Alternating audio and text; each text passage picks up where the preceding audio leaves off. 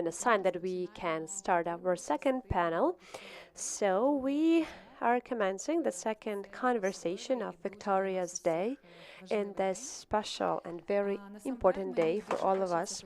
So first of all, I would like to say thank you to the Index team, especially to Sasha Dovzhik for the initiative. Thanks for the atmosphere which is felt in the air. Thank you for joining us all. So we here have and feel this space where we have the family members of Victoria, we have her close friends, her colleagues, so people who came into her life at this or that moment. Also, we have characters of her book here, and this book itself also united us over the last year. So I really like this title, the name of today's event, and Sasha mentioned that it's multi-layer, Victoria Day. And what I see here, I here have the Union of Times, because that's the name of our memory. It's a name about what is continuing and never stops. On the other hand, Victoria Day is about the future we're waiting so eagerly, and therefore I think that that's a very, very accurate and multi-layer name, and starting from it, we are trying to elaborate very nice conversation. So we have like an hour and a half, and we are about to talk and share our memory. But on the other hand, of course, we will discuss the affairs, the initiatives which were launched by Victoria and which are still ongoing. So that is about our future, about what is present and what is going to continue. People here. So here there are 7 of us in the panel, and each and every of us could be here, I'm sure. So yes, you can remember Victoria, you can tell about her deeds. So it's a great honor for us, right, to be here, but we are open to all of you, so you can share your memory about her in the moment when we will discuss it, because I have a feeling that during this event, everything which has been created here together, regardless of who speaker is, we can do it. So I'm going to introduce you the people who were invited for the taking part in this panel. So I will name from that side. Our talk will be in Ukrainian. I'm sorry, Charlotte, but you are learning and mastering Ukrainian. I'm sure you will understand us. So we have Charlotte Higgins. She's the journalist, the cultural correspondent for The Guardian. She's the great friend of Ukraine, Ukrainian culture. She's our ambassador in the world. And I'm sure that we see Charlotte more often here in Ukraine than abroad. So I have this deep feeling. So next person, we have Irina Hrusha. She's also a journalist, translator from Ukrainian into Italian and vice versa. And she's our ambassador in Italy. And she's one of the co-editor of the last nonfiction book, which was published this year, authored by Victoria, Looking at Women, Looking at War, nonfiction book in English. So we will discuss it today. So then we see Sofia Chelak. She is the journalist, culture manager, and she's the partnership manager of the movement of veterans, and great honor to have you here. We have Marina Slobodyanuk with us. She's the Truth Hounds Strategic Program Coordinator. That is an organization which was at Victoria's heart, and we will also remember this role, especially about the moment when Victoria joined you. We have Maxim Sitnikov with us. She is the Executive Director of Ukrainian PEN, another partnership organization which joined us in organizing this event. Also, we have Ola Rusina with us. She's a journalist, writer, and one of the coordinator of the New York Literary Festival. So chronologically, we are about to start with initiatives which were launched by Victoria before, but before that, I still would like us to talk a bit about her. And I think that this first coordination, the circle which we are going to create, it will be this joint circle because everyone, each and every one of you can remember something from the conversation with Abba Vika. And so before that, I want to ask about Victoria. Remember how you met her in your life. So what was about her, how she amazed you, how close he became to you, and then how she worked with you, or maybe in everyday life you met her. So that's the first question of mine, the first meeting of Victoria, this first touch. And I see that Charlotte has a mic, so I think we can give you the floor. Remember. Thank you so much, Tatiana, and thank you so much for inviting me to be part of this day. It's a great honour, and thank you, Sophia, for Sasha, even my dear friend Sasha, for organising it so beautifully. I have a very vivid memory of first meeting Victoria Amelina. It was during Lviv Book Forum, of which Sophia was at the time programme director. In 2022, and she was interviewing Philippe Sands, the author of East West Street. And I suppose what really gripped me at the time about Victoria is that Philippe Sands, who is known to some people in the room, and a friend of mine, and an incredibly impressive person, he's a very senior British lawyer and a very grand and extraordinarily articulate and amazingly confident person. And many people would be a little bit intimidated by Philippe Sands. But what amazed me and struck me about Victoria was just how confident she was in his company and how she took space and time to give her point of view and to express her own feelings about what was happening in the war in Ukraine.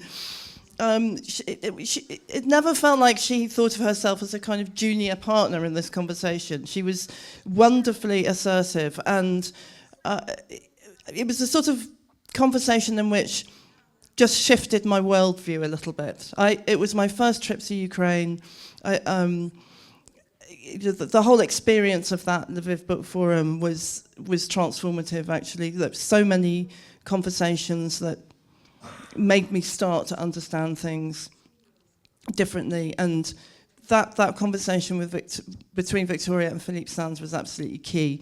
And it is, I think, so remarkable. It is reproduced in full in the book, looking at women, looking at war, the War and Justice Diary. For that reason, it's all about Victoria's kind of forensic search for justice, and she's really pressing the lawyer Philippe Sands, who's an international lawyer, on the chances or how some kind of international tribunal could be set up to address Russian war crimes. And this is quite something from a novelist as well. You know, the idea that a novelist was framing detailed legal questions to an extremely senior international lawyer, that really impressed me.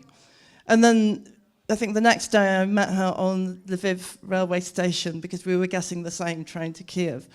And I have a very vivid image of her, very pale, wearing black clothes, sitting, sort of leaning on her suitcase, pale blonde hair, a slightly wry smile. And we started chatting, and she was so warm, and we exchanged numbers, and began a conversation that continued really until she was killed, on and off. And I suppose what I would say about my own experience of Victoria is that when I came to Ukraine as a cultural writer for The Guardian, I thought that I was coming for one trip. You know, it seems hard to imagine now that Ukraine has been so much part of my life now, and so much part of my professional and personal existence. It's hard to imagine that in September 22, I thought I was coming for one trip, for a week and a half, to write one article about artists' reactions to the full-scale invasion. But it was really because of people like Victoria, and I mean, you know, in many ways, specifically Victoria, that I came back, because Victoria encouraged me to write about Volodymyr Vakulenko. She felt that she wanted The Guardian, that The Guardian would be the right place for that story to be published and for parts of his diary to be reproduced. And so really she was absolutely sort of fundamental to the journalism that I have kept on doing. I'm going to ask you about this cooperation on separate topics and separate tasks, the one I'm aware of. But Charlotte mentioned Philippsthal, and I cannot but mention one story which happened in London this year in February, when the first presentation of the book happened, because for me that was one of the stories about the Vika's presence in our life today, and also about kind of mystery behind a lot of these stories. Because in February there was the first presentation, and we gathered in London, our editorial group working over this book, and we were having a dinner in one of the London's restaurants. So we mentioned that at the next table there was sitting a person which had this familiar voice. So that was Philippsthal, and he understood who we are and where we came from. He was not aware about the presentation, and we invited him, and basically we had gin with him, and I forgot that part. But next day he showed up at the presentation, and I was amazed with his words. He said, yeah, if you read this conversation, basically you can watch it on YouTube as well. It's still available, and also at the website High Festivals and at the Book Forum YouTube channel as well. So it was not a simple conversation. We didn't, there were some disputes, etc. with regard to the future of the International Tribunal, particularly whether the Russian crimes will be declared genocide of Ukrainians. So at this first presentation, Philippe shared the news and the latest development, the positive ones about the future of this International Tribunal. And then he said that I'm sure that Victoria was right in everything she said. That was very, very vital moment, and in the way of Philip's feedback, how it was. Yeah. But also we are continuing introducing. We have Irina next to Charlotta. Irina, what was your first experience meeting Victoria? Good evening. I want to mention that after some experience to talk about Victoria to the foreign audience and to those who know her very close, I need to have some internal powers to do that. So I met her in 2014. We were in a literary school in Carpathians. So that was the moment when Vika made one more important choice in her life. So very often choice defined her life. So that was game changer, I would call it like that. She left IT work, and then her first novel was about to see the world, and we started communicating pretty close, especially during this school and then afterwards. So, and I was looking at this wonderful woman in a long dress with her gorgeous blonde hair, which I compare with the wheat field color. And so, and that, power of that choice really struck me back then. Then we texted, chatted, and she came with the first presentation to Kyiv. I showed up there. And then we shared our opinions about the book. And basically, for me, that defining the House for a House novel was very, very important for me because she made a lot for our generation. We were born in 80s and we were grown up in 90s. And then we became more conscientious in 2000. So this novel depicts a very complex history of Lviv from the point of view of our generation. That novel was very resonating to me because our generation started to perceive our history from another angle. So when I work at something about some artistic works, I always have this internal dialogue with Vika, and that's really what I'm missing. How I really miss our discussions, something we had to share. And I somehow, have this internal dialogue with her still, because that is her input for our generation. And then when in 2015 I moved to Italy, she visited me there. And I have a very beautiful picture of us. We were having a promenade alongside the beach. And there is Vika's picture on this seaside. Then we had a presentation for her. We were selling the Dom's house for Ukrainian diaspora. And then we were drinking some Italian aperitifs. And then some couple of years ago, I found a flat that is next to this cafe. So every day I'm going to the tram station, I have this warm memories of Vika. And also there's another warm memory about Venice. When Vika was seeing me off at the railway station, we stayed at one cafe, and then I came back to Venice. I found this cafe, and this cafe name was Victoria. Sophia's got a mic. I also would like to ask you to go back to the past, to the moment when you met Victoria, how you were introduced to each other. So the story was that I knew Victoria. She didn't know me because in 2015, that was the year when her book was published in Discourse Publishing House. That was the November Syndrome. And I had some work for summer. I was working in the book shop in Frankivsk, and her book was one of the deliveries that I accepted.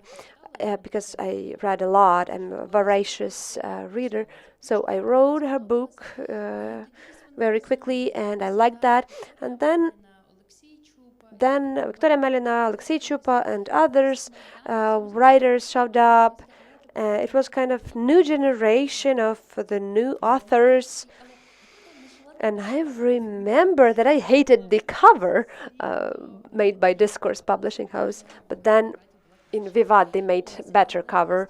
So the story was that we met each other, I think, at the book forum, and so that was this November Syndrome Vivat's edition. So she was traveling a lot in the gray zones, and also, but she made it to the forum, so we met each other there. How did we make friends? I cannot tell you for sure. I don't remember. It looks like I understand that we had there is a kind of life before Victoria when I was not aware of her, and then I remember the life with her. But I do not know when we made friends. So maybe it's like in 2018, 2019. That was the period we had a friendship within our close community. Alessa didn't move from Lviv, Alessa Yaremchuk, Ostap Slovinsky, a kind of small community by Halina Krupnik, etc. So that was the group which were sharing the latest developments, had discussions, meetings. I remember visiting Ostap at her birthday, and we had the pictures in the small mirror in the elevator. So, but to tell when we made friends, it was like 2019. We saw each other very frequently, and then Victoria went to the US for some period. We were trying to learn new reality, new COVID reality, how to keep in touch and how to live within that realities, especially when you're at certain distance. So our relationship with Vika, maybe it's not about kind of official commemoration canon, but we were two drama queens, and our task. So we were calming each other down, now and there. So it was the support I received, and I was able to be honest. Um, that was a kind of super closeness with the person, so you didn't even think about, how to keep your emotions. You just do and be yourself, and that person really perceives you this way. So that's the close friendship we had, and I'm very grateful to her. And of course, I would like our friendship to continue. I think I also have the schizophrenia of having dialogues with Amelina. Yeah. Everyone has the talks with Vika, which have no stop. We know that's the story that has no end. And Sophia, thank you for your memories. And right now, I want like to envisage feedback by Marina, because in the book that we mentioned, Vika was very accurate writing about the moment when she gets to Truth Hounds and she visits first training, and she has this internal feeling that she wants to be the investigator of the military crimes, war crimes. And I can say that you met each other in that Truth Hounds office. No? No. Yeah, we met not at that time. I wasn't in Kyiv back then. I was living in evacuation, but I knew that Victoria Melina joined us, thanks to other Vika who is present here, and I knew that Victoria Melina is a documentator and she has trips. But our first meeting in person was in the office. That was the post mission debriefing, where the meeting where we're discussing everything which has happened, and then our leader said that Marina, you have to show up because you are investigator, and Vika Amelina has something important to tell you. That will be very serious meeting, please come. And yes, so we met each other back then. That was her coming back from the field trip in Kapitolivka, and Victoria said, I found the diary of Volodymyr Vakulenko. We need to investigate his killing. And I was shocked with this news. I'm sorry. I was really struck back then. Maybe that was kind of really brilliant luck of such a field investigator to find such an important proof, because and then information from this diary just added materials to the evidence base which we were collecting owing to Vika as well. So I was just deeply struck, really. I understood that here will be a lot of important work done by Victoria. And it happened in this way. So she was so passionate. She was so dedicated to the work she did. That she was full of beans, of energy, of will, to fight for the justice. To do everything possible so that we are not in the core of this next Schotten Renaissance. That was what she was afraid of, and she was writing to this into the intro to the Volodymir's diary. So that was what struck me. So that's her being passionate, so passionate. That's defined her lifestyle, and her being active as a documentator of war crimes and defendant. Thank you, Marina. And then we have Maxim with us. Maxim, I also have something that I can foresee. So maybe that was this Pan Space meeting, or maybe during our volunteering trips. No, it was not like that. Our first contact with Vika was after I joined Ukrainian Pan. It was fall 2021, and back then I assisted her to collect for New York Literary Festival. The next edition was about to happen in 2022. So we were communicating online. It continued for several months. Communicating with her was very easy, warm. Those who knew Victoria just know her style, her jokes, being straightforward, at ease. So everything continued up till the full-fledged invasion. In person, we saw each other here in Lviv, in Dovzhenko Center in Sikhiv. That was first cultural events of Ukrainian Pen after the full-fledged invasion. It was dedicated to forced migrations who lived in that Dovzhenko Center. And back then, Victoria, Ostap Slovinsky, and Katerina Mikhailytsina had this meeting for the IDPs, internally displaced persons. And I think that was probably the first time when Victoria recited her poetry in public, and that was very warm meeting, after which our relationship with Vika upgraded into next level. So I'm sure that our communication intensified greatly. So you all mention your experience, and you are approaching to the topic, to the initiative, which will turn into the second panel. So we still have Ola Rusina, who is about to share her story. I don't want to guess, because when we started being close friends with Victoria, I'm sure you know about Vika. She wanted very much to meet people, to draw them together, to create chats, to, direct people together. So very often she wanted me to meet Ola Rusina. She said she is the radio host and a journalist. She writes greatly for kids. We have to think about something with Ola. Do you remember, Ola, your first meeting with Vika? It was in 2021.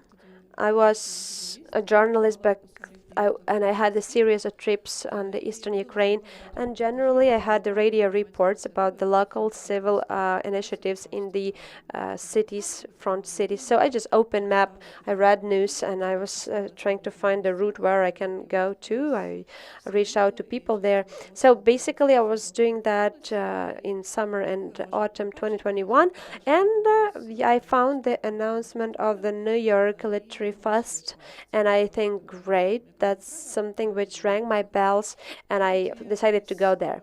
So 1 week or 1 week and a half, I lived in Kramatorsk. I went to these adjacent cities to find materials. I visited Soledar, Bakhmut, and other cities. So, and the finale of me staying in Kramatorsk, that was the New York Literary Fest. So I registered. There was the journalist form for application. I did the registration, and then in social networks I found Victoria. I just reached her out. I wrote her, and I said I want to make radio report about you. I work for this editorial board. She said yes, great. We will be glad to see you, but I would like you to warn you that you understand the risks. It's very close to the gray zone, etc. I said, yes, I'm aware of risks. So I saw her there during the fast, and back then I lived in Kramatorsk, so I I, I, I didn't use this bus, Lviv, New York, a legendary one, but it was parked at the backyard of the hotel. So together with all of the fast participants, I took this bus, and because we were in the hotel in Kramatorsk, and then we took this shuttle to the festival in New York Village. So we met each other. She was very accepting. She was kind of bridge about me and about those people whom she was familiar with. So I heard a lot of wonderful speeches. I remember there's reports that I did. It's still available in the network. And then there are some people, even those here from New York, where we met in back then. And then I returned to Kyiv, and that was a situation that I had interview with Vika. She was the founder of the fest, but she was very busy, and we didn't manage to write the whole interview. So we made a meeting in Kyiv, and I go back to Kyiv, and then I just have to get rid of my teeth of wisdoms, just urgently, and I had my surgery. But I understand that I need to have this continuation of the interview because I'm pressed for time. So I remember that we were in the book shop of the old Lev. And that was the COVID time, so I just wear mask. I was, my face was swallowed after the teeth surgery, but my mask hid that. And Vika shared her story about New York. That was a very funny moment. I remember this all the time. And then we managed to do it with the interview. And then what you mentioned by at the end of the autumn, she says, you have to be the part of the Ukrainian PEN. I didn't have such an idea. I know about this, about organization, but I didn't want to be a part of it. And then Victoria started to push it and recommend it for me. And she says, I'm going to write a recommendation. It's all easy. There has to be 2 recommendations. One was done by Vika, another by Larisa Denisenko. So that's the way I have became the Ukrainian PEN family. And therefore, I right now have a chance to have these volunteering trips and to take part in other events of PEN, because that was Vika's call. We will come back to Ukrainian PEN, but I think that half of the authors, especially of the younger generation, they were brought to Ukrainian PEN by Vika. She wrote recommendations, she offered them this and remembered about deadline. That was her feature as well. And please, I think we will continue talking about initiatives. So I want to say that this first circle reminded us of Vika, the one we know from the first moments of knowing her. But even all of these meetings and talks, I would like to say that these are her initiatives, because all of these meetings and created chats and network that she did, that was her web. So these are the deeds that will never stop and will never end. And I would like to start our conversation with that before we get to the deeds. And that's a unique experience of ours. And I want to say it's very important to talk in a chronological manner, because we need to understand when something appeared in her life. So let's start with the New York Literary Fest. I think that was her dream, it was her love of her life. And I want to say that right now I'm impressed with this deep wisdom of Victoria in the way how she felt and chose the format of this festival in 2021. So I talk a lot right now about our need and duty to work in the gray zone cities, but Vika back to 2021 said that everything we do is important, but I want to go to our New York and I want to make our literary fest there. And I think that she was not supported in a way she deserved. Maybe there was some people say, "What do you mean? It's that close to the engagement line. Let's make another fest in Lviv." Okay, but she was so much persistent in this. She had a lot of love and wisdom put there. So read this curatorial essay that she wrote for this festival. Yeah, that impresses, and that's a lesson and guidelines for us today. Ola, I want to ask you right now. So, what was your feeling about this fast back then? So, of course, you had a chance to communicate with participants, you visited events, and then you had this interview with her about her feedback and ideas, aftermath. So, what was this fast for you at its origins? What were the emotions with you? I think that, my impression was that that's very important for people living there. And I think that the community was very much involved. And I know that it was very important for Vika. It was not just, writers from Kyiv, Lviv, and other cities coming together. No, it was important for her to involve the local community, local Hromada. So they have to be the speaking voice of this fest and of the co-creators. So I think we made that. Another feeling I had was that was a life-changing experience for the new generations, especially for the senior students and school students, because they couldn't imagine such a format. I know about this by speaking right now, for example, with the girls who are students right now. Back then they were senior pupils at school. So they remember their experience from the fest, seeing so many people in New York.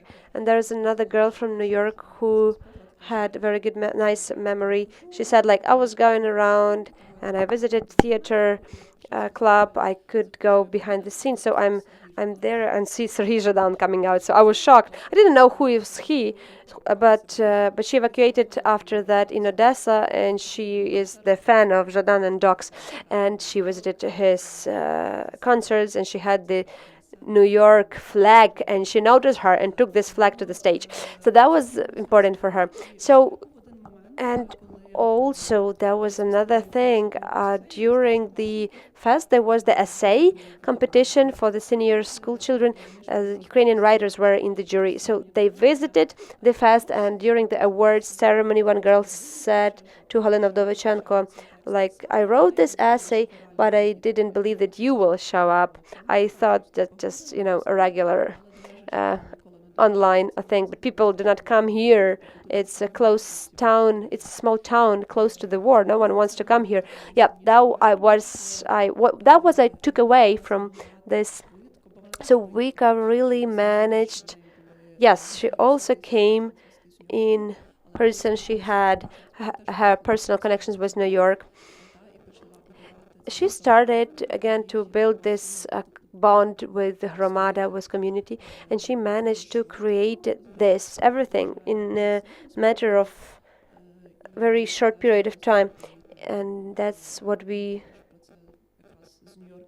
especially when we talk about New York people, yeah, that's what they felt.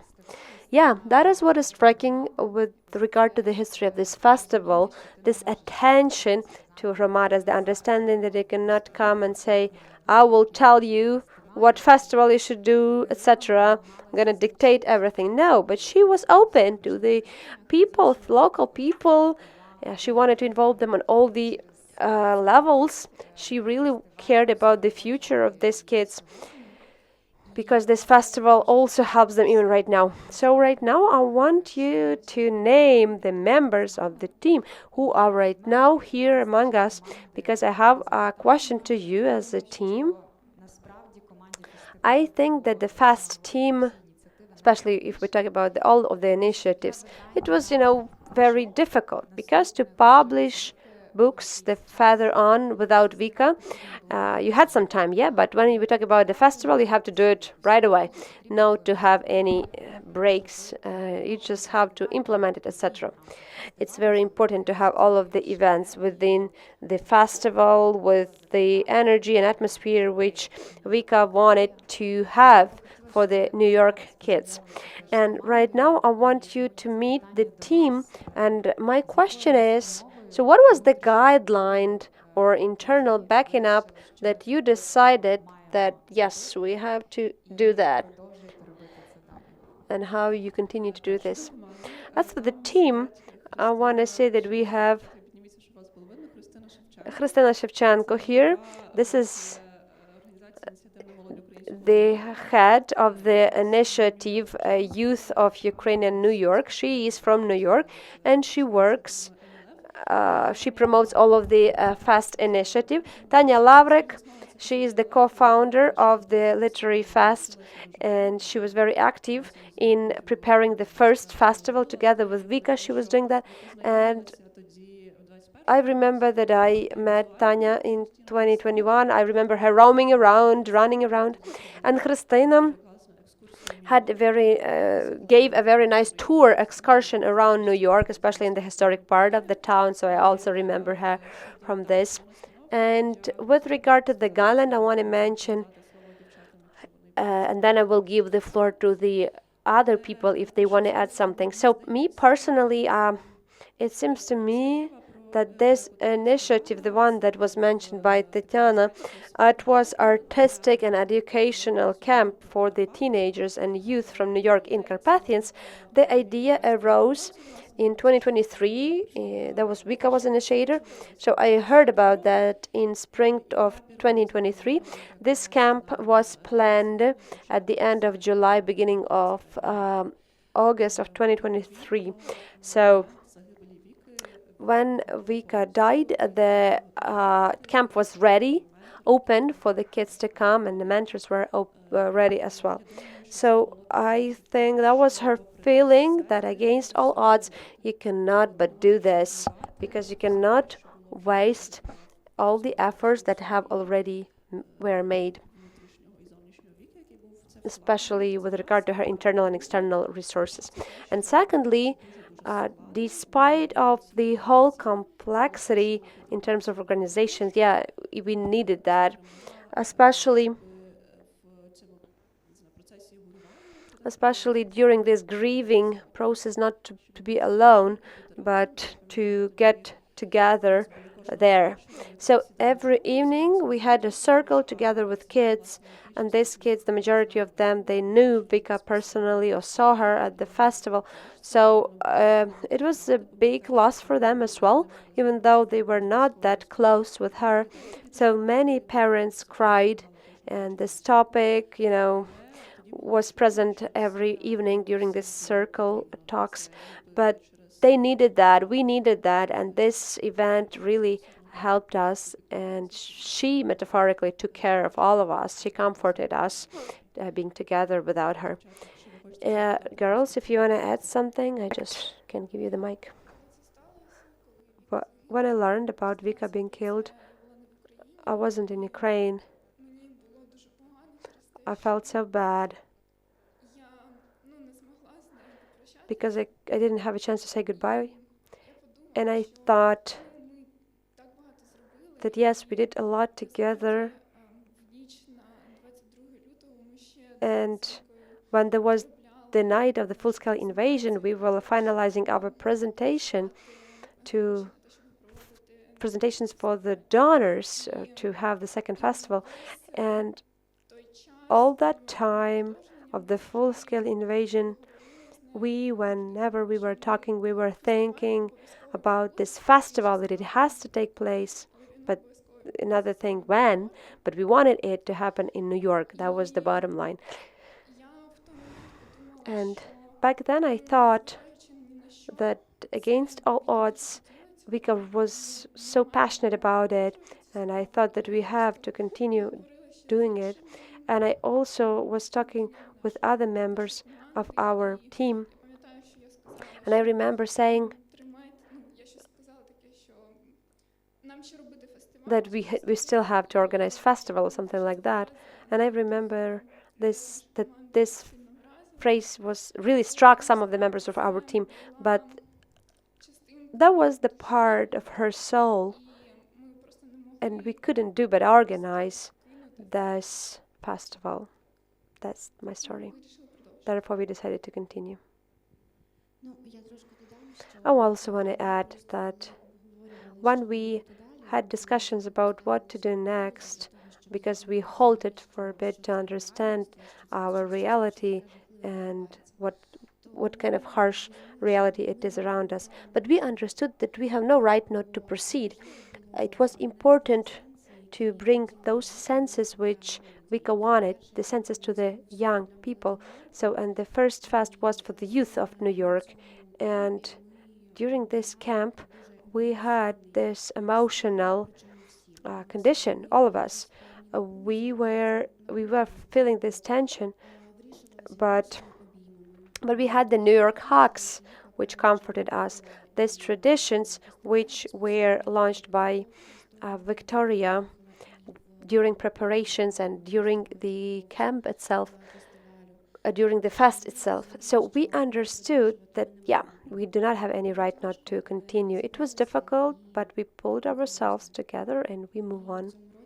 And this year, we had the third camp, and of course, it's very difficult to organize, implement this Vika's idea without her, but every camp we remember in honor of whom we do that.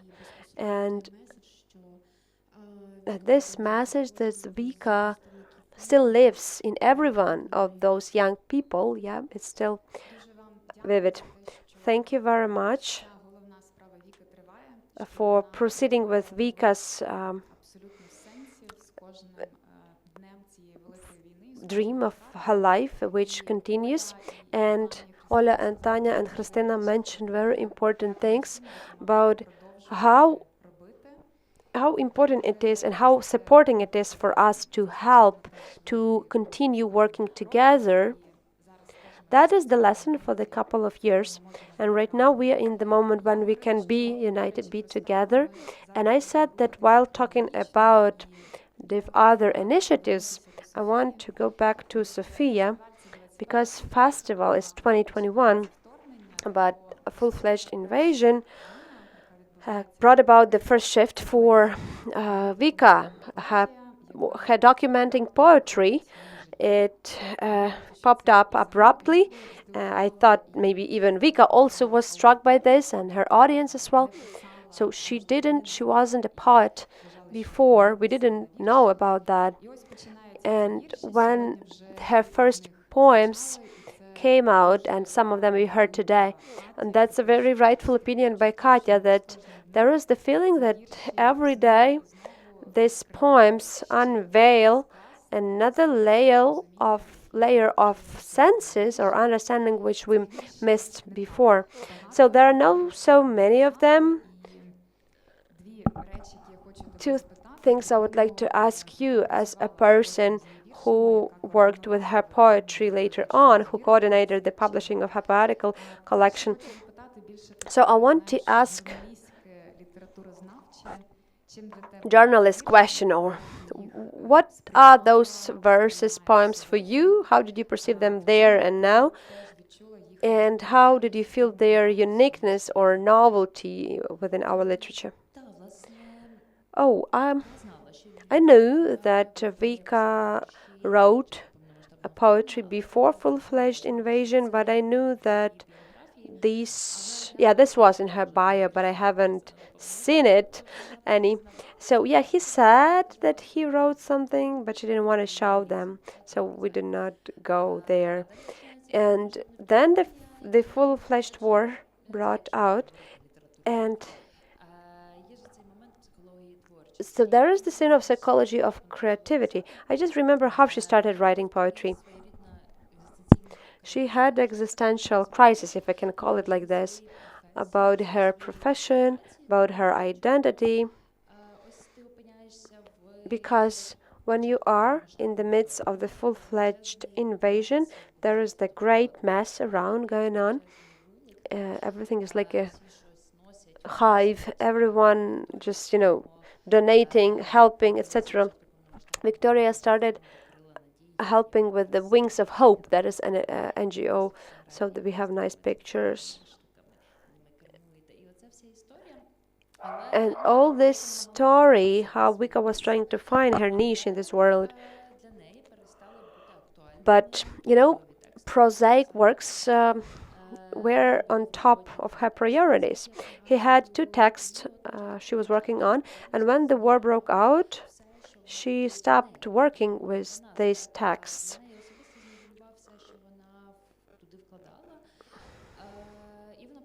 And then she started looking for the new form. And I remember those random moments that she said, "Hello, I wrote a poem." So she started writing poems, and I saw that at first she was looking for a new shape, new form, and she wanted to express her feeling not with the sophisticated words and basing on the post-colonial theory, but she wanted to say what she wanted from one side. And then there were Truth Hounds story happened, which was unexpected for Vika, because the characters were anonymous. So you as the author, you cannot take a plot, but you as a prosaic, the plot can, I remember from the words of Vika that there is a certain number of characters which were not allowed to disseminate their stories, but there were some that just asked her about this. So she was thinking about this shape because journalists reports it's not just about her story. We were speaking with her in Colombia that she wanted to become an investigating journalist because that was she had a friend from the Cambridge Analytics, but back then it was not her thing. I mean, this documenting journalists, etc. And then she was on the edge, and even if we talk about creative writing, it was not her thing. But this poetic form, which allowed to hide the personalities of the heroes, she had a conversation with, and they made it possible to convey these emotions. So her poems, if we speak about the rhyming or other thing, yes, they can appear simple, but that is a very nice feature of these poems because they are quite good for this in terms of translation. It's not difficult to preserve the shape and the content and rhymes. But that was the mirror of her emotions. She was feeling them back then, and they were always not simple. She was the fighter for freedom, for justice, and I really miss her feature, because sometimes I just really wanted her push, but it is what it is, and I would like to say that poetry, it was a wonderful way of her to translate her emotions. I already mentioned how the New York Fast team managed to find these strengths guidelines which the girls shared in order to continue her job. Yes, Victoria didn't mention these some guidelines. No books is available, but I remember you talking about these things that Victoria managed to leave. So could you please tell us some of those guidelines, how she, because another book, Testimonies, came out. Can we immerse there and remember this, how it was possible to create this book, which I'm sure that Vika is happy about it. Alexandra Melin played a pivotal role because he collected all the poetry, all her poems that were all around. Uh, it was not difficult to work with her poems. She was the self-editor. There were several iterations of these verses during her lifetime. One story, yeah, we needed to find these forms and versions of these versions to understand what is the last version of these poems. So Alexander really was helpful in this.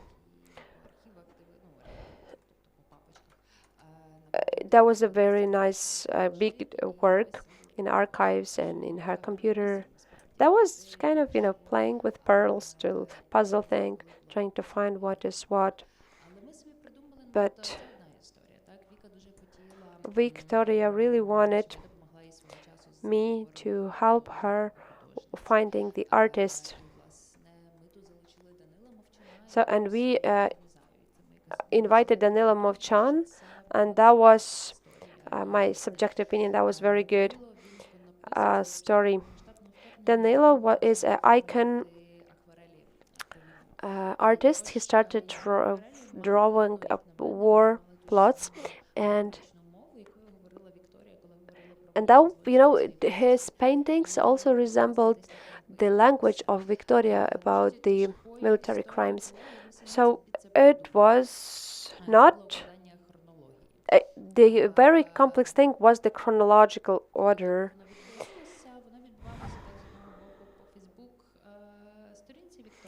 Basically, we followed her Facebook profile, and sometimes you post things after they happened, and therefore, yeah, I'm very happy that we did this job because right now, because we had chats with Victoria in Telegram. Yeah, it's a bad thing. Delete Telegram, don't go there. But we had this Telegram chat with her, which is deleted right now. It was active more than a year, but still we did the job. Yeah, that was very, very hard work. Yeah, following this time, chronology, events, and trying to organize this in the right way. For me, context is very important, and every poem context, it's the whole story, and you need to describe this, to find the links, to decode these events after the full-fledged invasion, and again to correlate it with the prosaic text, etc. That was quite a task, and I hope that we did that. We managed to do that. We found a lot of details which I forgot about.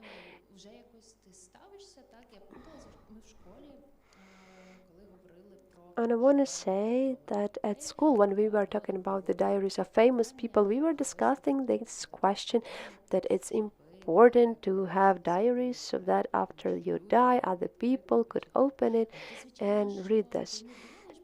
Yes, you do not think about this when you are 25, but after communicating with Victoria, that it would good if we put everything on paper. Yeah, we had discussions with her, and I see, for example, like there is message,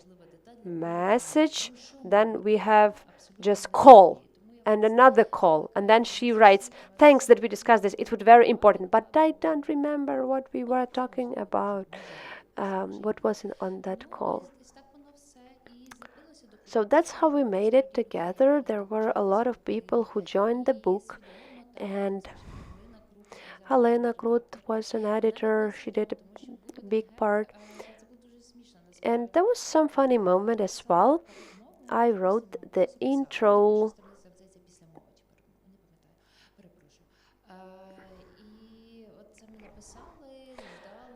and I submitted that.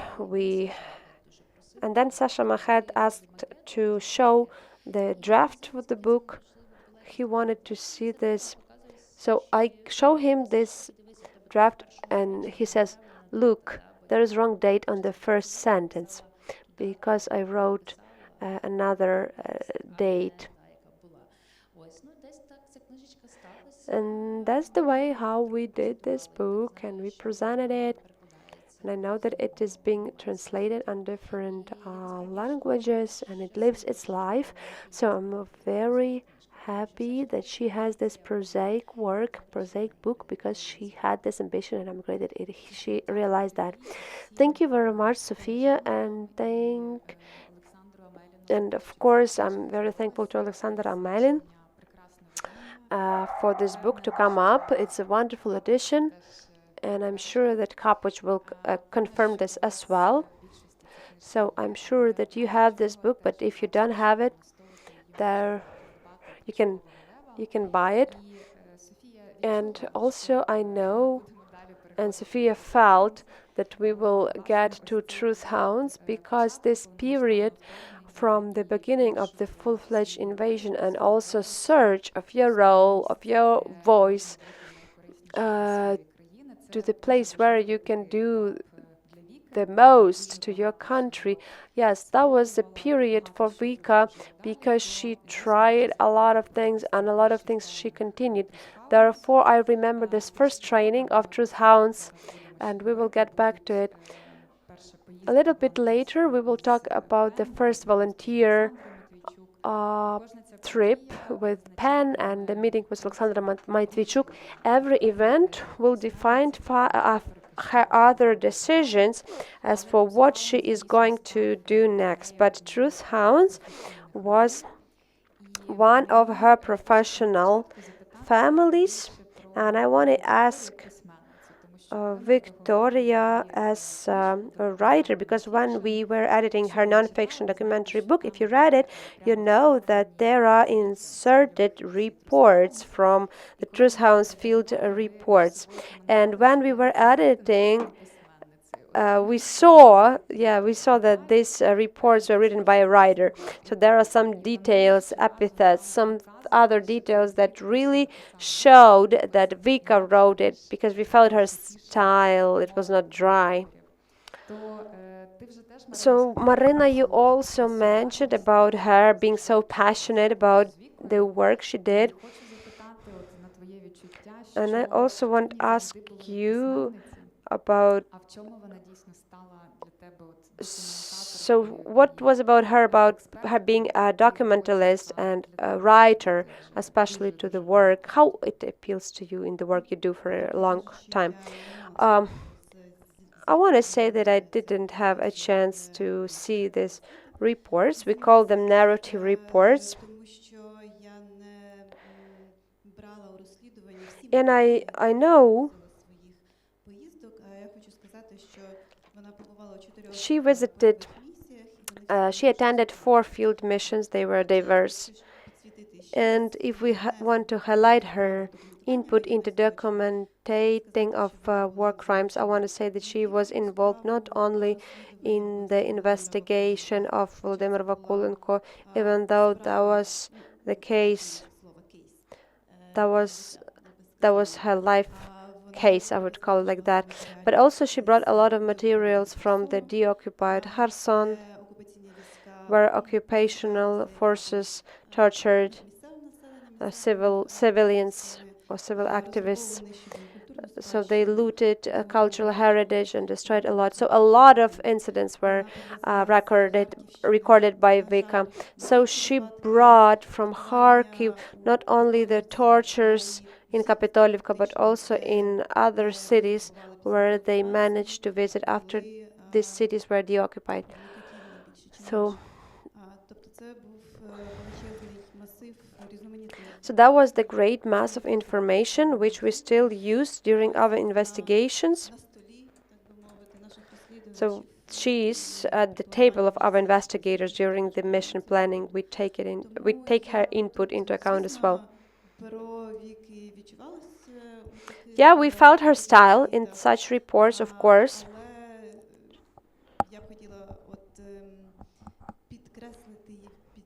But I want to highlight her talent of being the commentator and her passion.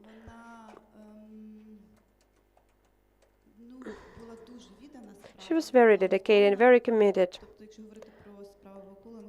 And while if talking about her Vakulenko case,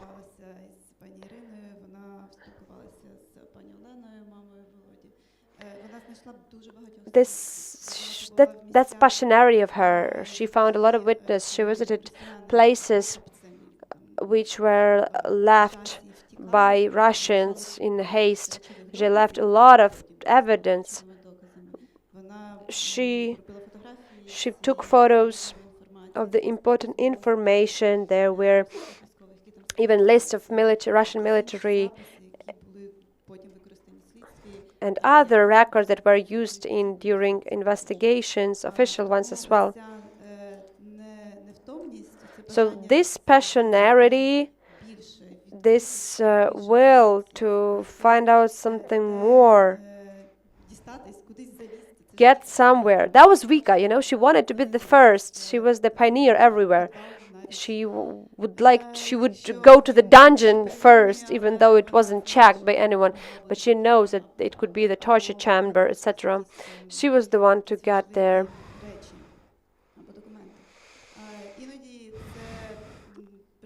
So very often we even had arguments with her and a quarrel because she couldn't follow the precautions, methodologies, and something was not formalized till the end. But I think that was her value. That was what she was all about as a documentalist. Because she had this broader vision and, this willingness to get outside the box. They give new information, another loop of the investigator. That was very important in our work. That was about her passionality and importance.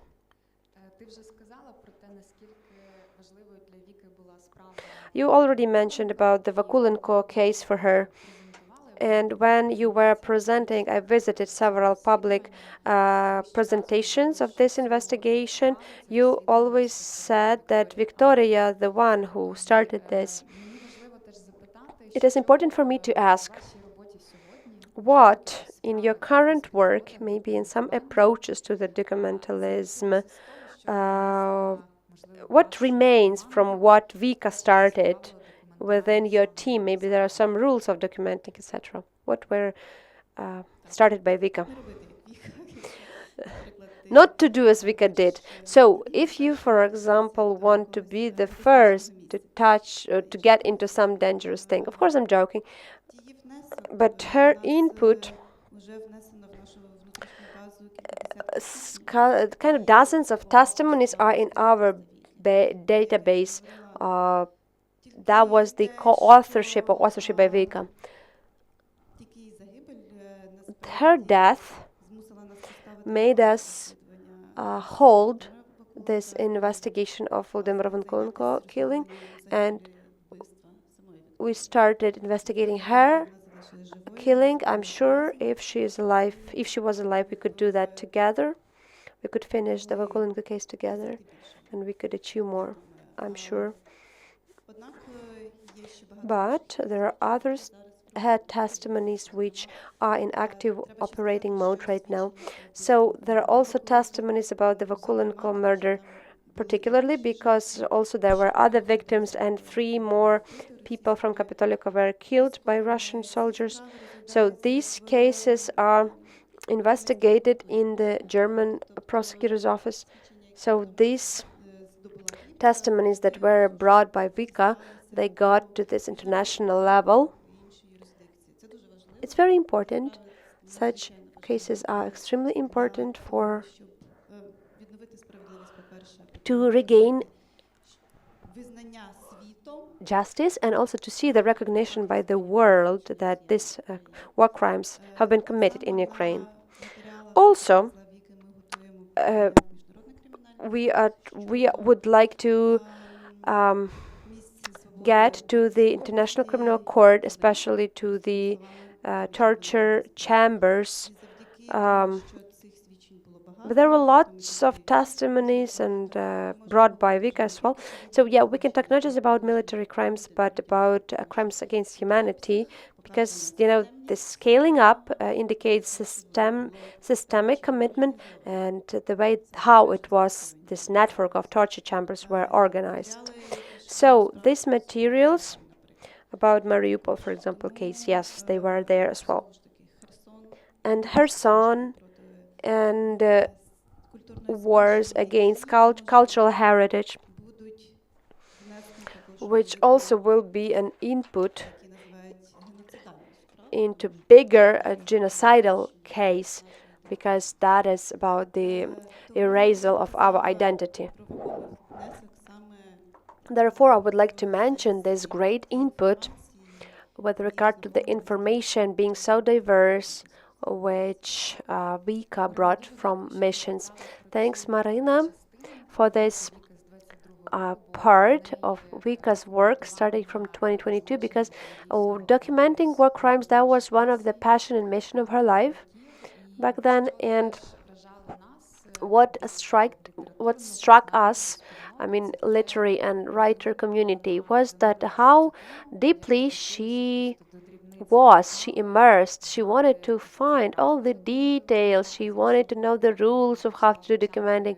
But on the other hand, how she started to learn international legislation, regulations, norms, etc. She delegated me once into one advocating trip, how she prepared me, how she distinguished between different crimes, how to define a genocide when you have to talk about the crimes against humanity. So I was absolutely amazed with the way how she could, dig deep and to be so professional with that.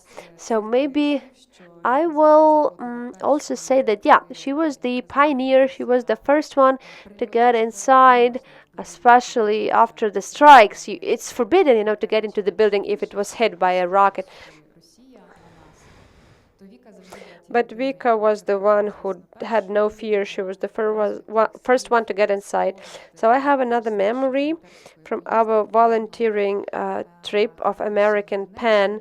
It was Kharkiv and Donetsk and Izum. And I remember these two buildings which were damaged, which were destroyed during the first weeks after full-scale invasion by Russian missiles. Maybe you remember this famous photo with the grand piano, which was in the window hall. I remember how we got to that floor with Vika, with Tatiana Kharkova, and Tatiana Kharkova wanted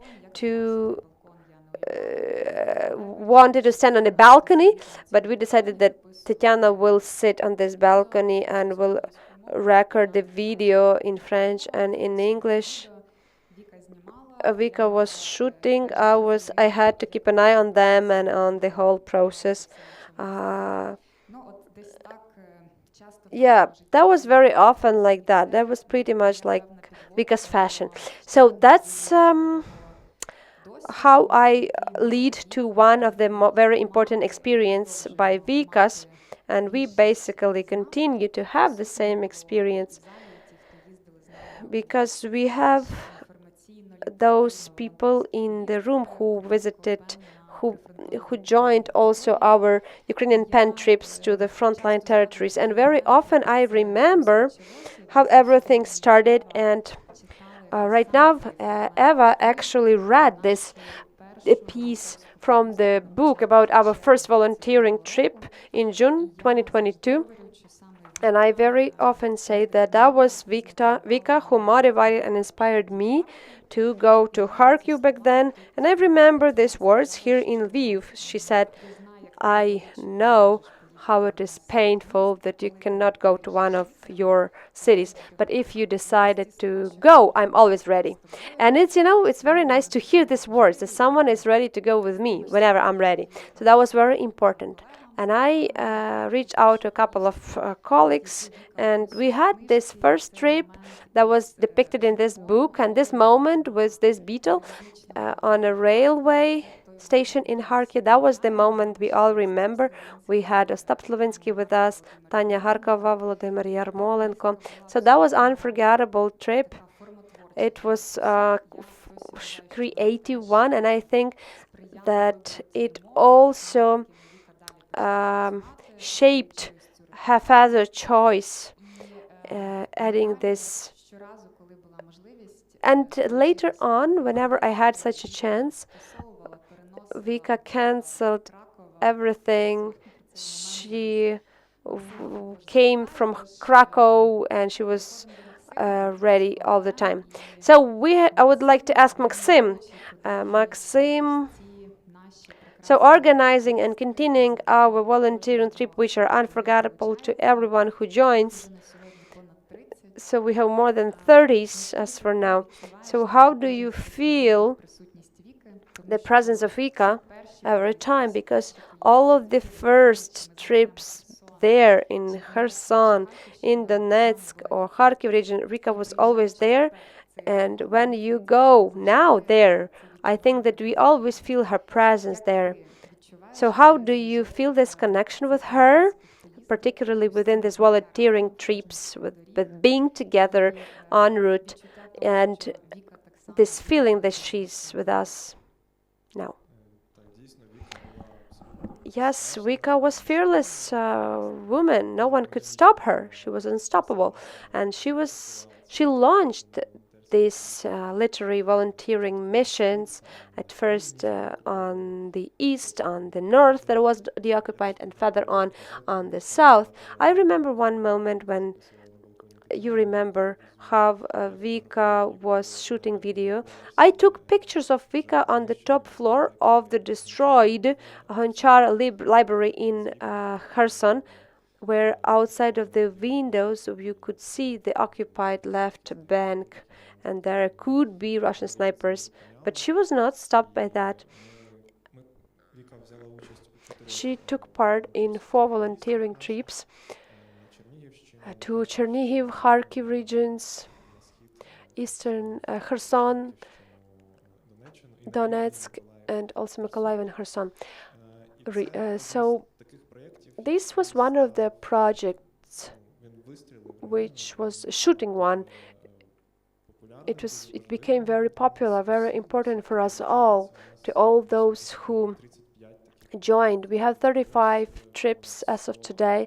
More than 100 authors, both from Ukraine and abroad, joined us. We support Ukrainian libraries with these trips, and also people who live on those deoccupied territories, those who are very close to the engagement line. We also give a chance to our authors, to our writers, to feel this reality of life, because it's like living on the edge, as Volodymyr Yarmolenko puts that, edge which separates you from reality. But we can live comfort life, but we can see the Russian hell. And Vika was acting not only within this project. I want to say that she was one of the most active members of our organization. And before our event, I visited our website of Ukrainian Pen. I was searching Victoria Amelina there. So 132 news articles showed up where she was active there. So these are all her initiatives. The initiative she took part in, and many of them she launched.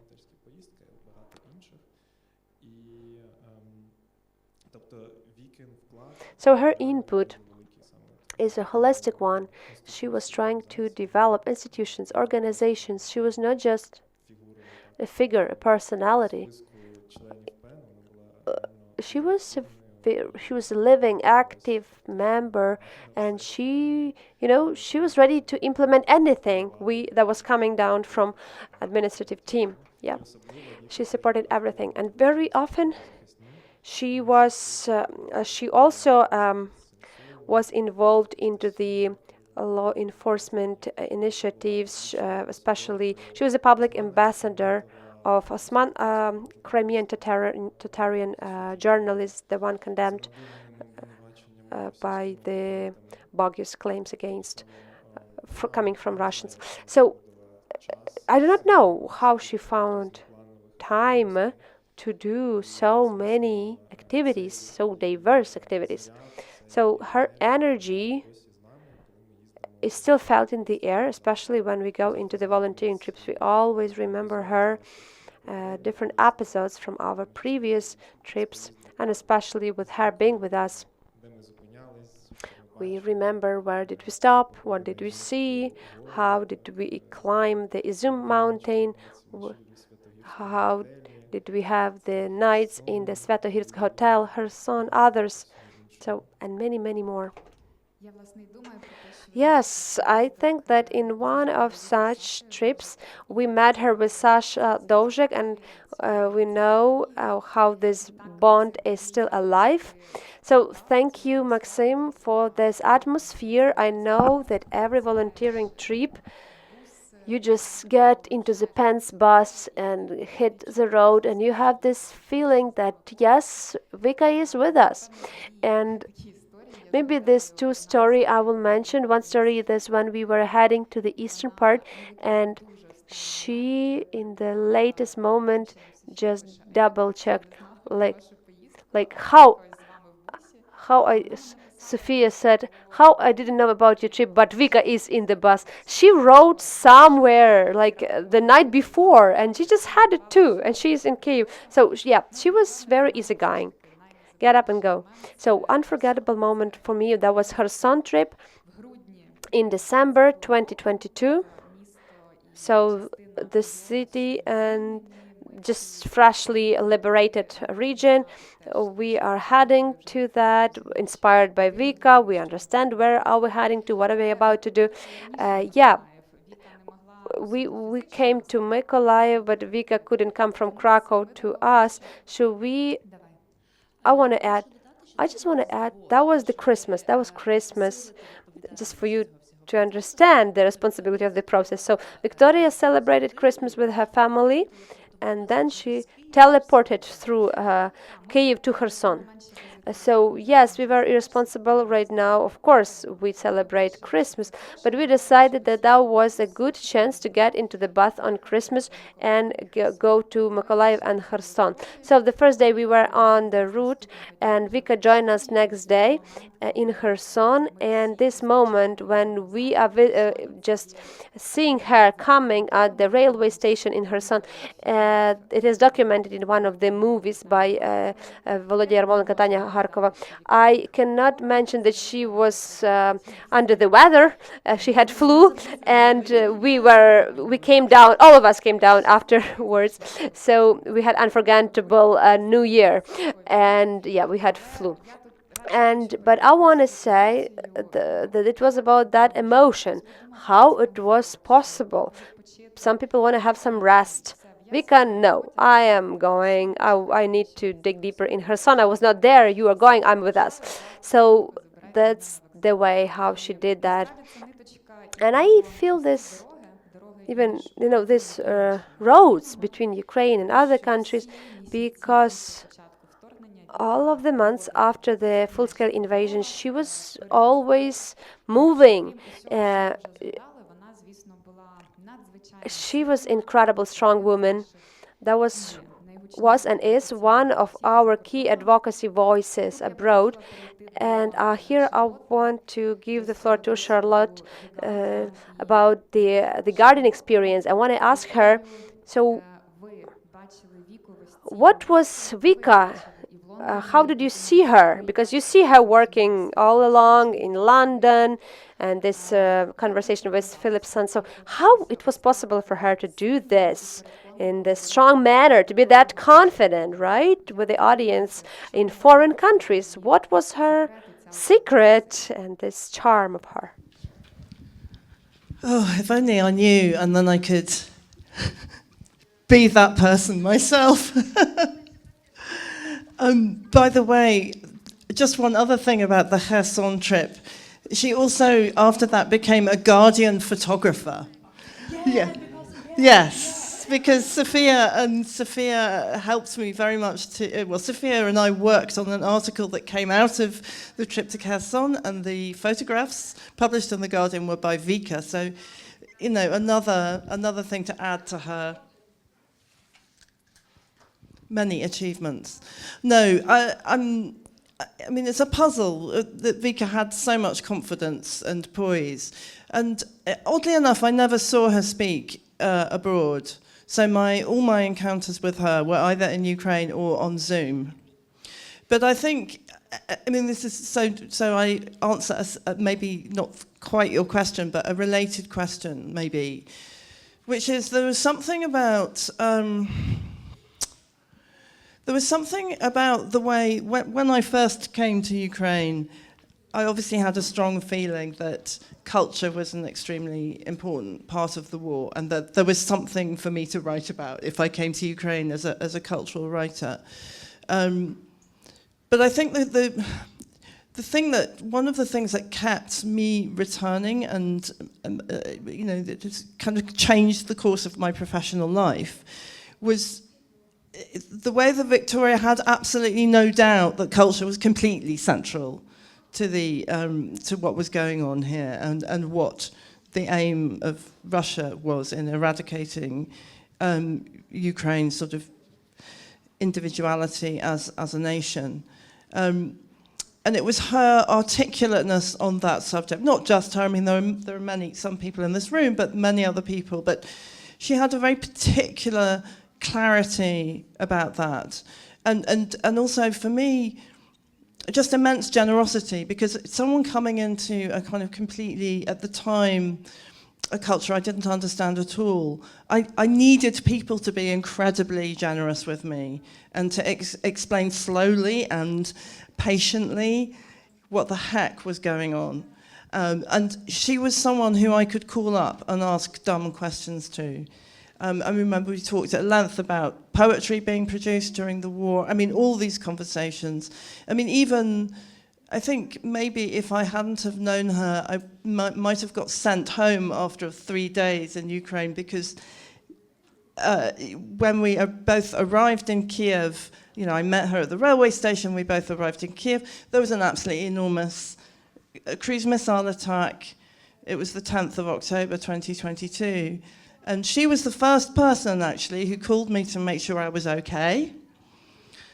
And then I was able to ask her, so what happened? And since she had seen every single one of these with some kind of talent for being close to events, and her fearless drive to document and to be absolutely clear about events, she was able to describe to me in great detail what had happened, which really saved me as a journalist. So this doesn't answer your question particularly, Tatiana, except that I think there's something about this sort of immense clarity that she had, which seems to come into everything that she did. So she expressed herself with great clarity in her public speaking. You know, there is a sort of sharpness and vigorousness to her documentary poetry. As Eva, as we heard that memorable piece of prose that Eva read out in all its vividness, we all felt we were there in that group, obediently crossing the road at the correct pedestrian crossing in Kharkiv. And for me also, the absolutely unforgettable, in a very different way, the unforgettable clarity of her war crimes documentation, which presented in its raw form in the book, is, you know, profoundly upsetting and profoundly moving. But there's something about the way she was able to express herself, even in that very different kind of form.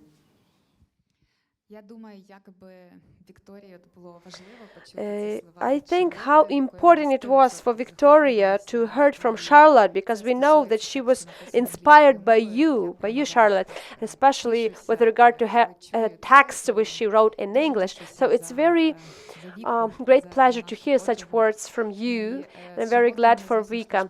I met Charlotte by, of course, with the moderating by Victoria.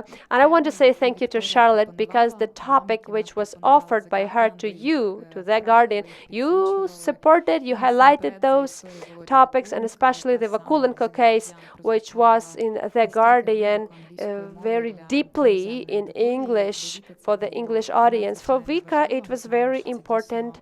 That was one of her lifetime case.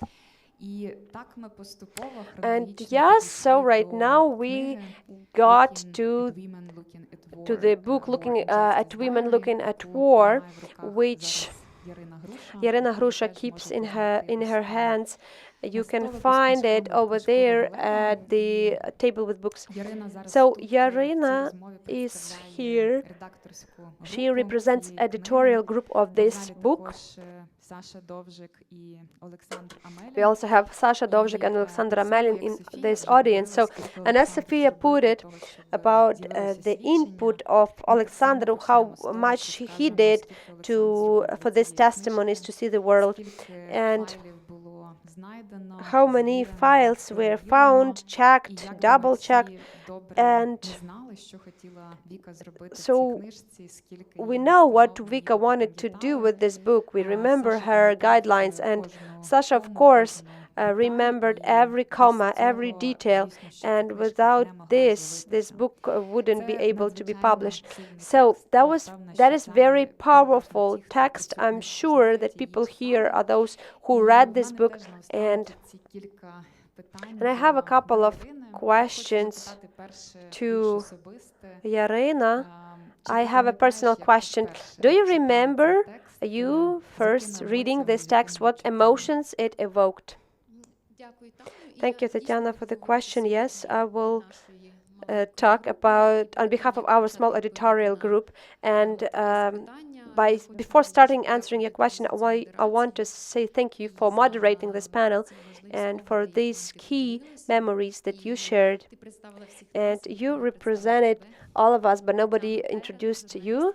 Tatiana Terren, she is the journalist and the founder of the Terena Cultural Agency. And I want to mention that answering your question, when first I read this manuscript,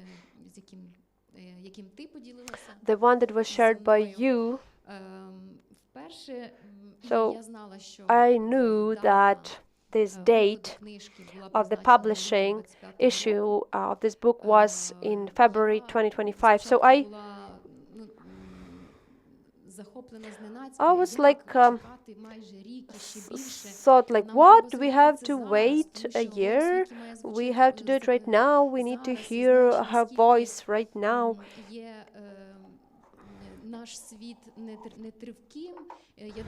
Because knowing the way, the dynamics of the world, we understand the importance of publish it that urgently. But basically, no, we needed this year to work over the book.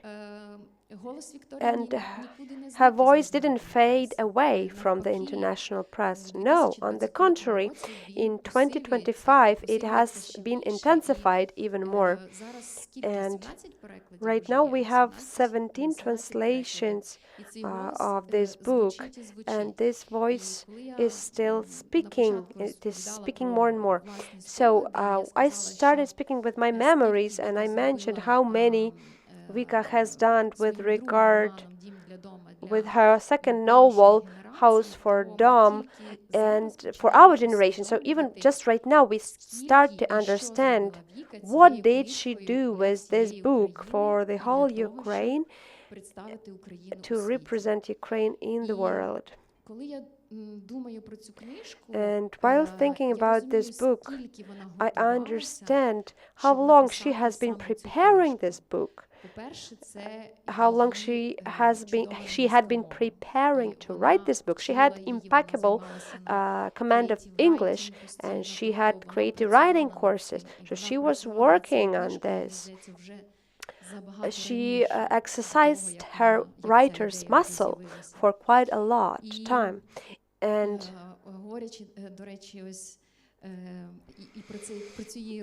speaking about her irony, about her writing, and even right now, when Eva was writing one of the excerpts, I was thinking that during numerous presentations in London together with you and in other presentations in Ireland, and Tanya had a tour with two Sashas in the US. So we offer some parts of her book, and we see what other people offer.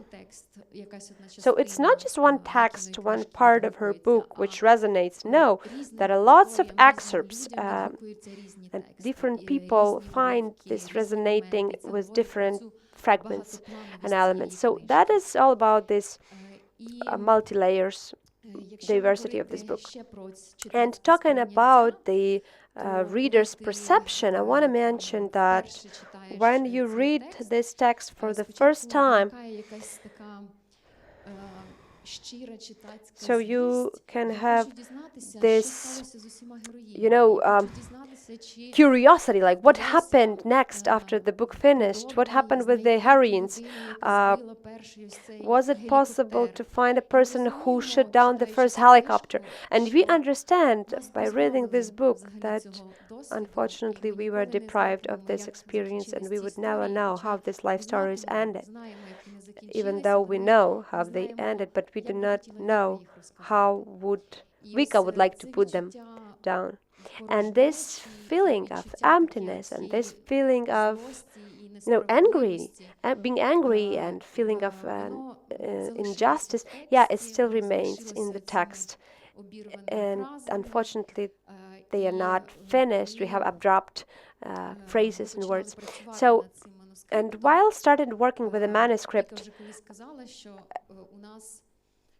Vika said that we have a very set tradition while speaking about herself as a person who investigates Vakulenko's case.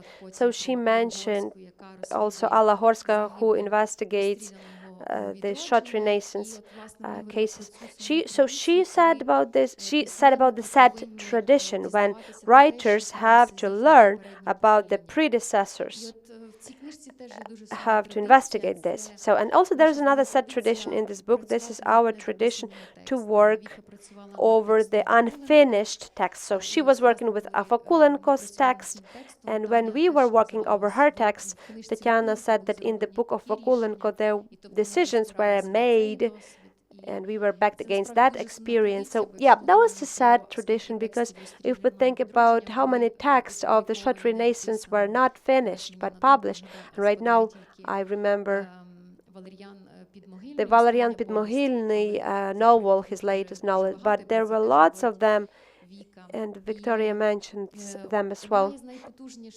So one of the most powerful parts of this book is how she was capable of intertwining key Ukrainian markers, and especially when I talk about the short Renaissance. So she was able to intertwine the book, the text, with these references, with her intertextuality, etc.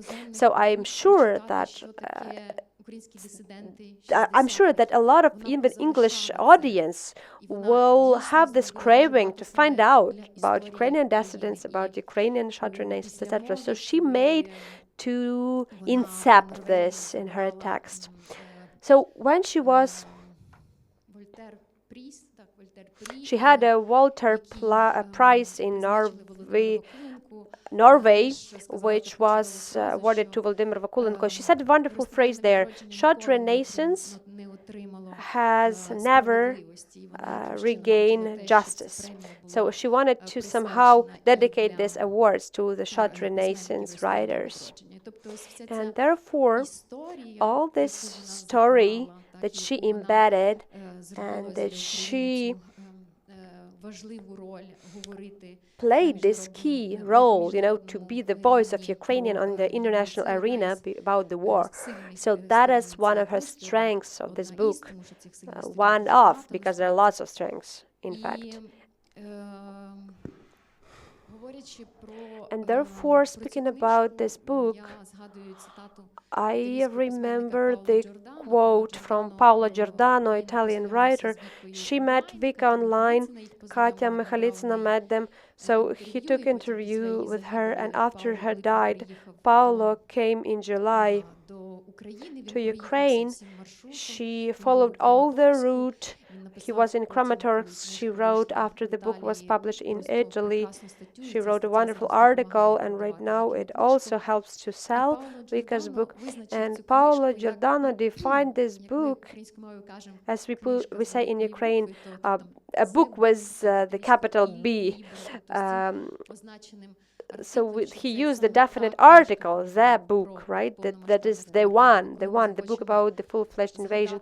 So if you want to remember how it was, you have to read this book. And so that's the way how she does her thing on an international level. And I remember this Philip Sands story, and when we were working over the book, we had this feeling that there is somebody, we were just puppets, right? And somebody guided us from above. So just for you to understand, these meetings with Philip Sands, these were, spacious rooms, a lot of tables, and we have a waiter who is guiding us, right, to this. You can imagine what a coincidence. Yeah, we sat at the table that was right next to the Philips table. I think that was Vika who organized that meeting for sure. So in March 2025,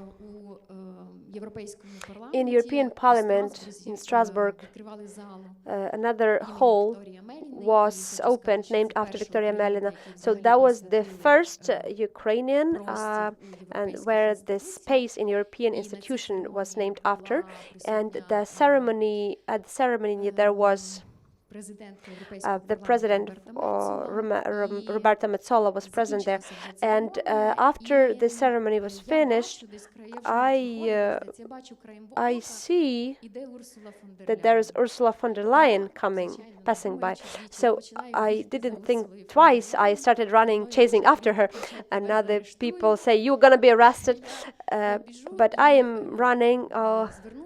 And I turned to her. She stopped.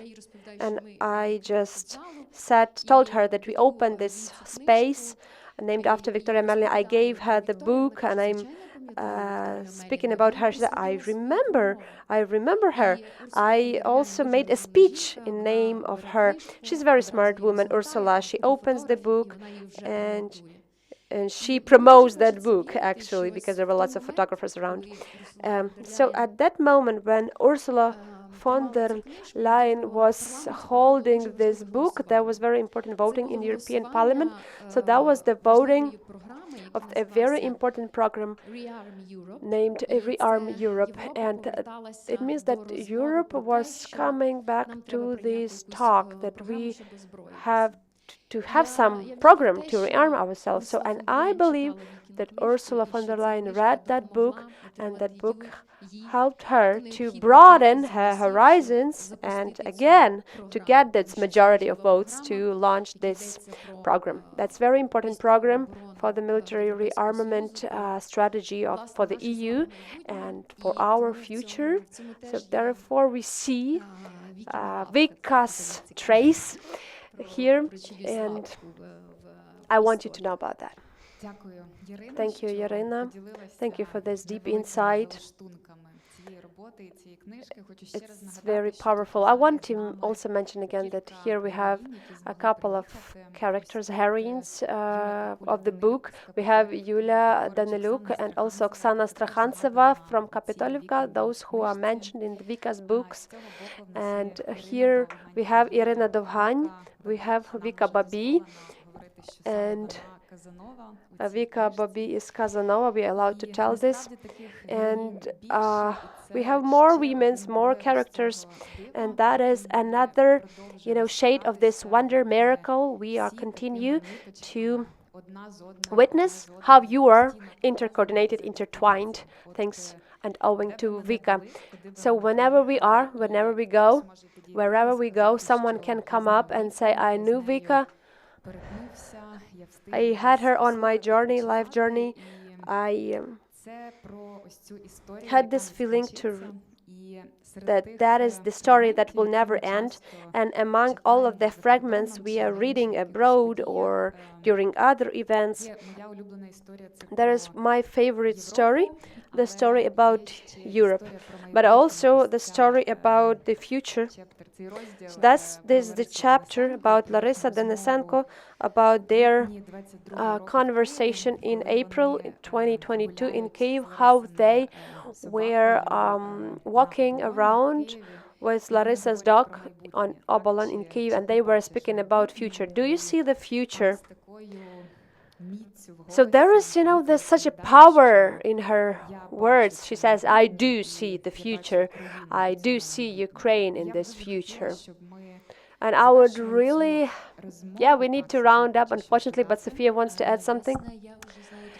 I know a bit more about this story because in parallel, when this Obolon, this dog going around this beach, and when they were speaking about this future, there was Sofia Andruchovich running into them, running past, and she was jogging, and she was thinking about Katananche, her work. You see how puzzled your face is? Yes, that's another truth. It's a magic event. It happened. Sophia mentions some dialect during her jogging, and she remembers this. I do believe in the future. So she remembered that. And Vika created this. So I want, to round up and to finish this event with this vision of the future, because Vika continues to do her job. And wonderful words were said by the colleagues from the New York Literary Festival about being together. So Victoria Day and these conversations about first stipendiates, grant holders. We are very happy for you.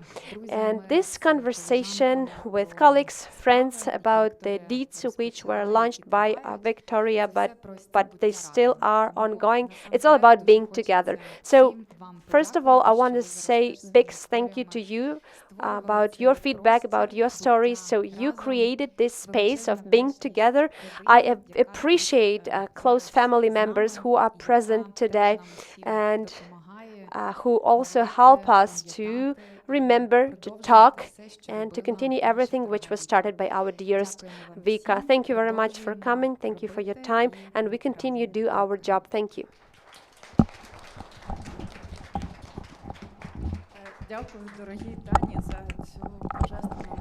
Thank you for such great moderation.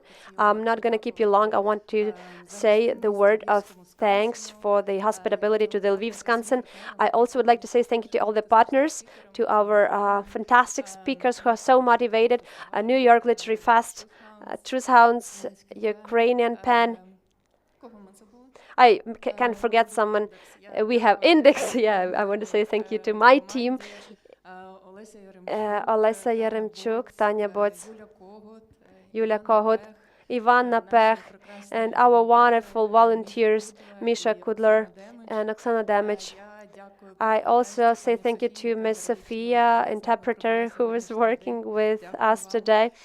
Thank you. And also I want to say thank you to the video op cameraman and Alexander Polikov team as well. So, and also I want to say thank you to the family members of Victoria Malina. It's all with you and for you. Thank you very much.